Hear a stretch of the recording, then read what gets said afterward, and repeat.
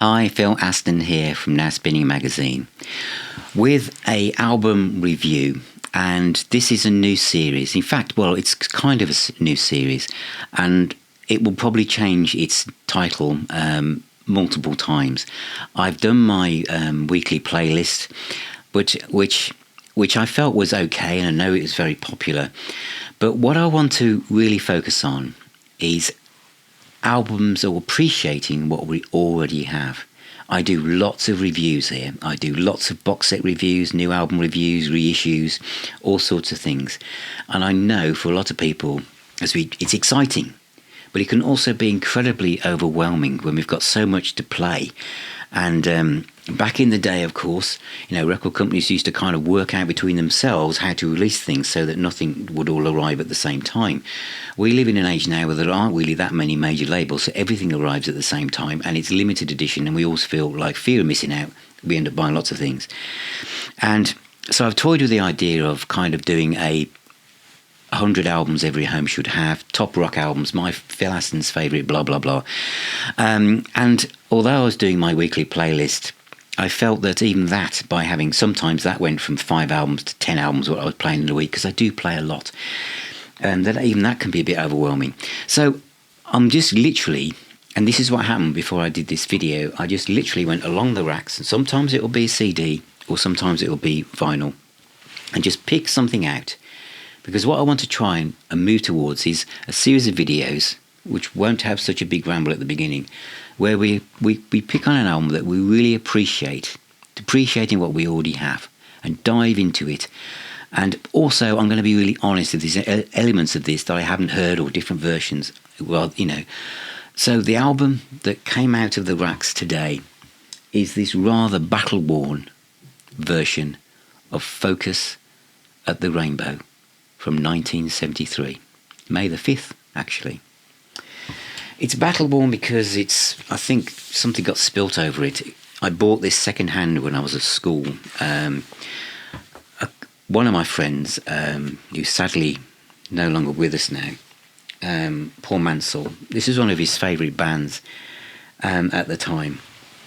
And even my music teacher at school, I think it was Mr. Simpson, liked Focus, and he used to just play like classical music, and for some reason he focused on Focus, and I think they were in the charts with Hocus Pocus and Sylvia, and he used to play that to try and show the bridge between classical music and rock music, I guess. He could have picked lots of other things as well, couldn't he, really? But he picked on Focus, and what you probably tend not to think about, those of you new watching this, is that back in the 1972, 71, 73, the golden age of Focus, is that it was Jimmy Page, Ritchie Blackmore, all these, the main guitarists, Sabbath and all the rest of it. But Jan Ackerman resurfaced as a musician amongst all of the Steve Howe's and all this stuff. Jan Ackerman was just as well known in the guitar polls, in Sounds and New Musical Express and Melody Maker as all his other guys. He just came out of nowhere. And Jan Ackerman is one hell of a musician. So, Moving Waves and Focus 3, Focus 2, but this became an entry point for a lot of people into Focus. It was a single album. Could have been a double, surely, but whatever reason, it was a single album. But it was a very elaborate album cover, which I know the 70s was, if I can do this in front of you. But it opened up in this kind of tri-panel with the picture of the musicians at the bottom, and which is very, very elaborate in its design. It was on Polydor Records, a single album, but to this day there are elements of this, especially Focus 3 and Answers, Questions, Questions, Answers, which is about 11 minutes long, and there's kind of like a truncated version of Eruption on there. The interplay between, it sounds really live, it's kind of got that kind of distancy sound, but not too much.